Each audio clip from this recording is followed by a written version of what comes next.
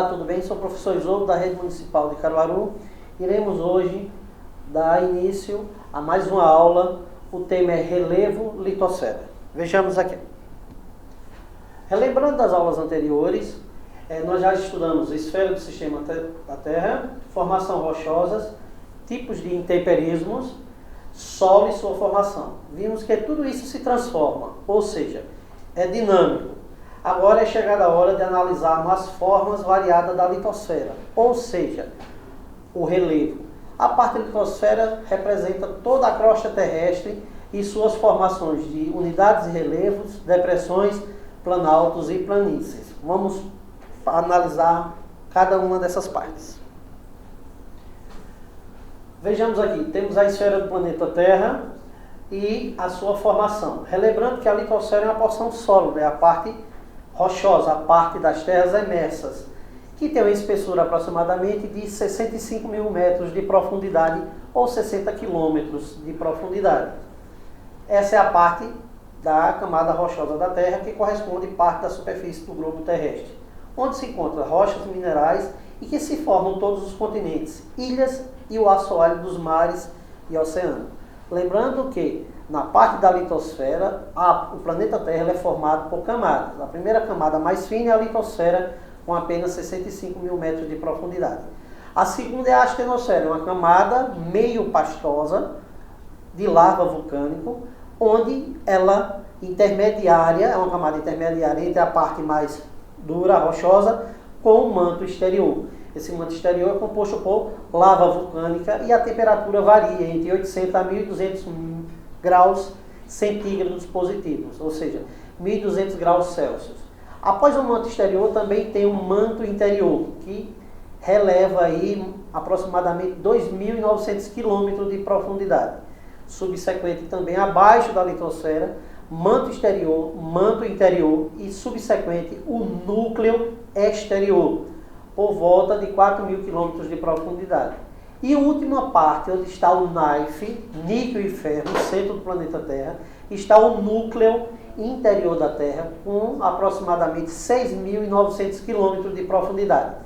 E a temperatura chega a mais de 1.800 graus Celsius, equivalente à superfície solar, a temperatura, onde dentro da Terra, nessa profundidade, a mais de 6.000 quilômetros de profundidade, o lava está em forma líquido. E também onde estão os minerais concentrados no núcleo da Terra. Litosfera e relevo, vejamos aqui. Temos duas paisagens, uma paisagem normal aqui e uma montanha ali. Nosso objetivo é compreender as formas de relevo da superfície terrestre, como elas se formam e quais tipos de relevo, onde se destacam os maiores relevos, as maiores planícies ou as maiores depressões e extensões. Vamos lá.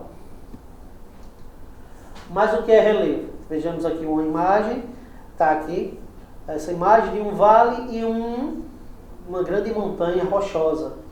O relevo é uma variação da camada superficial da litosfera.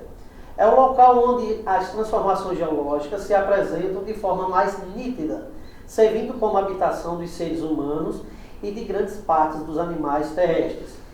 É então um conjunto de formas físicas que compõem a superfície da Terra, ou seja, na crosta terrestre é onde se compõem todas as formas físicas do planeta Terra, onde estão as maiores cordilheiras, as maiores cadeias de montanhas e também os continentes que neles se encontram. Vamos ver a próxima imagem. Dependendo da localização do relevo, ele assume características singulares. Sendo assim, podemos estendê-lo como resultante de um conjunto de fatores que se relacionam com a estrutura geológica, formação rochosa, solo, vegetação, clima, dinâmica de ocupação humana, entre outros. Ou seja, também de acordo com esse relevo, há pontos que são mais habitados e pontos menos habitados. E também há um destaque nas formas de relevo, quanto mais a altura, a altitude desse relevo, mais fria é essa região. E influencia o fator climático. Um destaque aí para o período Holoceno da era geológica. Esse período Holoceno corresponde a mais ou menos 60 milhões de anos. Ocorreu um soerguimento na América do Sul, onde a placa de Nazca se chocou com a placa sul-americana, só erguendo o Brasil a 1.000 metros de altitude. Ou seja, o Brasil ele era mais rebaixado 1.000 metros. Com isso, a placa de Nazca adentra dentro da placa sul-americana e dá origem à Cordilheira dos Andes, onde essa cordilheira tem mais de 6.800 quilômetros de extensão e o seu ponto mais elevado é o Monte Aconcagua, na Argentina, com 6.965 metros de altura ou de altitude. Ou seja, o pico mais elevado das Américas fica no Monte Aconcagua, na Argentina, na Cordilheira dos Andes. Já na região, no outro lado do planeta, existiu também a placa indo-australiana que se choca com a asiática e dá a formação à Cordilheira dos Andes, com mais de 6.900 quilômetros de extensão. Entre um destaque aí na Cordilheira dos Andes, que se formou também há 60 milhões de anos atrás, na era geológica do Holoceno, automaticamente essa cordilheira do Himalaia se destaca o Monte Everest, com 8.848 metros de altitude. E essa cordilheira ela está entre a Índia, China, Nepal, a região do Bangladesh. Um destaque lá para alguns rios, como o rio Hindu, o rio Brahmaputra e o rio Yangtze dentro da região da Ásia, na cordilheira do Himalaia, lá na Ásia. E o ponto mais elevado é o Monte Everest, com 8.848 metros. Essas são as duas maiores cordilheiras e os pontos mais elevados do planeta Terra. No mundo oriental, Cordilheira do Himalaia. No mundo ocidental, destaca-se a Cordilheira dos Andes. E o ponto mais elevado dos Andes é o Monte Aconcagua, na Argentina.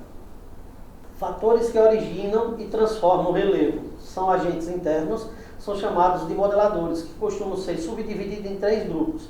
Tectonismo, os abalos sísmicos e o vulcanismo. Esses são os agentes internos, ou seja, tectonismo, processo de vulcanismo e nas falhas geológicas, onde ocorrem essas erupções vulcânicas. Um destaque para o anel de fogo na litosfera, ou seja, na parte do relevo mundial. Um destaque para a costa oeste sul-americana e América do Norte e no Oceano Pacífico, onde tem o anel de fogo que passa pelo Havaí e toda a Ásia, os vulcões mais conhecidos como o Kilauea, o vulcão Vesúvio, entre outros. Essa é a parte onde tem as falhas geológicas. Esses são os agentes internos. Os agentes externos são águas fluviais, pluviais, marítimas, ventos e alterações climáticas. Ou seja, os agentes internos eles são também responsáveis por uma forma de intemperismo, ou químico, com a ação das águas, que esculpe toda a forma de relevo, a litosfera, ou a ação física, o calor excessivo do sol e também o frio. A ação glacial nas geleiras também modelam essa forma de relevo e o relevo no globo terrestre. Um destaque aí nessa grande jornada das eras geológicas é o Grand Canyon nos Estados Unidos, no estado de Utah, naquela região ali, Pensilvânia, no período Pensilvânia, onde foi dada origem ao Grand Canyon. Isso é uma ação externa, ou seja, uma ação eólica, mais uma ação mecânica das chuvas que ocasionou o Vale do Grand Canyon nos Estados Unidos. A erosão, processo que se inicia com o desgaste do terreno, continua com o transporte e com deposição do material desgastado. Assim, esses pedacinhos, chamados de sedimentos, são transportados por alguns agentes da erosão, como água, vento, geleiras. Nesses locais mais baixos, em sua grande maioria planícies, ocorre a sedimentação. Outras palavras, a deposição desses detritos. Assim, a erosão carrega partículas produzidas pelo intemperismo, sendo uma continuação desse processo. O ser humano também tem um papel nesse processo. Por exemplo, ao retirar a cobertura vegetal de determinada área, essa ação antrópica pode causar uma série de desequilíbrios ambientais, acelerando o processo de erosão, fazendo com que os solos fiquem mais improdutivos. Veja uma questão aí, a ação interna, nós já vimos a ação externa. Um destaque aí para a erosão. Lamentavelmente, o nosso Brasil ele tem sofrido grande ação antrópica, ações antrópicas, ou seja, uma ação feita pelo homem que tem acarretado automaticamente um impacto muito grande desses solos. Um destaque para a região sul, onde tem o processo de arenização. Com o desmatamento, os grandes areais estão aumentando, onde o solo era fértil, transformando em areia improdutiva. Solo baseado em areia, processo de arenização, transformando-se em deserto. Já na região nordeste, há um processo aí parecido ao processo de desertificação, uma ação antrópica com o desmatamento da cobertura vegetal, que é a caatinga nordestina. Com a retirada dessa vegetação, o que ocorre? Ocorre que o solo fica mais seco, improdutivo e automaticamente anda em processo de desertificação. Uma área com solo improdutivo. Uma região bem assolada por isso aí, e um grande processo de desertificação fica na região da cidade de Cabaceiras, na Paraíba. Classificação dos relevos. 4 unidades principais: montanhas, depressões, planaltos e planícies. Ou seja, os relevos são classificados em partes: planaltos, depressões, planícies.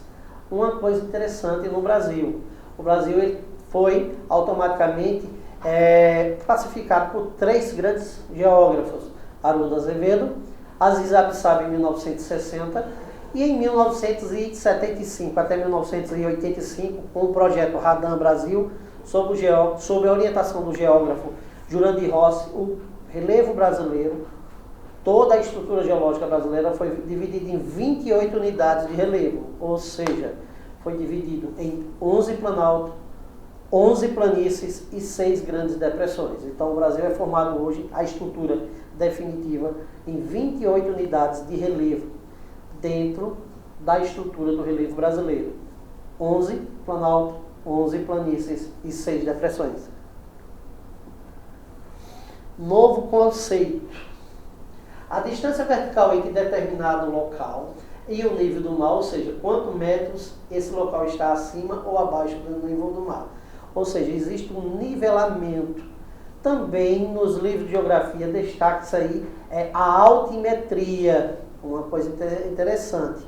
A hipisometria ou altimetria, que é a nivelação do nível do mar a 0 metros e acima do nível do mar, acima X metros. Vamos destacar que o nosso relevo brasileiro, o ponto mais alto, é o Pico da Neblina, com 3.014 metros no estado do Amazonas. E o segundo maior pico, o topo brasileiro, o segundo maior topo, é o Pico 31 de Março, com 2.994 metros de altitude. Vejamos essa forma de estrutura. As montanhas, essas são elevações de terreno que são notáveis por apresentar altitude superior a áreas ao redor das montanhas, de alta altitude, como a Aconcagua, 6.962 metros de altitude. São dobramentos do choque das placas tectônicas modernas, presentes na história da Terra. Onde eu falei foi o choque da placa de Nazca com a Sul-Americana, e o topo mais elevado da Cordilheira dos Andes, na América do Sul, é o Monte Aconcagua, 6.962 metros de altitude. Planalto. São áreas mais altas, acima de 300 metros de altitude, com topos relativamente planos ou arredondados, com bastante ação de intemperismo. Vejamos aqui. Planaltos. Toda elevação que é acima de 300 metros ela é considerada um planalto. Abaixo de 300 metros é considerada planície. Um destaque para a maior planície alagada do Brasil é a planície pantaneira de água doce, fica na região centro-oeste, no Pantanal brasileiro.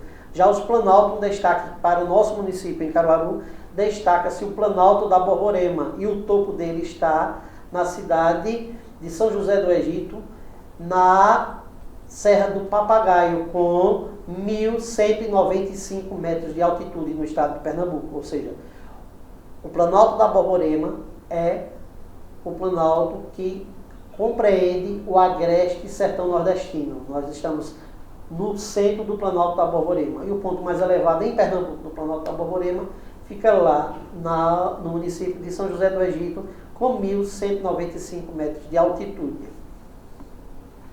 Formação rochosa em Araruna, Paraíba, situado no Parque Estadual de Pedra da Boca. Essa imagem aqui fica na Paraíba. Planícies são áreas mais baixas, planas, onde os sedimentos fruto da erosão, se acumulam nessas áreas. Praia do Patacho, Alagoas, planície costeira ao fundo, ou seja, nós temos uma costa brasileira com mais de 7.000 quilômetros de extensão, onde é toda planície costeira. Um destaque aí para a região litorânea nordestina. E essa imagem aqui está mostrando que é a região da planície costeira de Alagoas. O que são planícies? São áreas que foram originadas com sedimentos de áreas, com a ação da chuva que trouxeram sedimentos e transformaram em áreas planas, planícies, uma sedimentação, ou seja, planícies sedimentares. Então, todo o litoral é formação de planícies sedimentares. Esse sedimento é trazido do interior do continente e automaticamente formado ao nível do mar, dando origem às planícies. Um destaque também ao Maranhão, onde tem os tabuleiros maranhenses. Depressões são áreas mais rebaixadas em relação a toda a área vizinha. Pode ser classificado como depressão absoluta quando se situa-se abaixo do nível do mar. Um destaque para as depressões absolutas é a depressão do Mar Morto, fica no Oriente Médio a 395 metros abaixo do nível do mar do Mediterrâneo. É a depressão mais absoluta.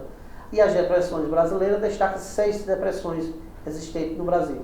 Um destaque para Pernambuco é a depressão sertaneja na região do Vale do São Francisco, que dá origem a partir de Arco Verde até Petrolina. O destaque aí é no período pré-cambiano, onde existia o Oceano Devoniano, e automaticamente essa região é conhecida como a depressão sertaneja.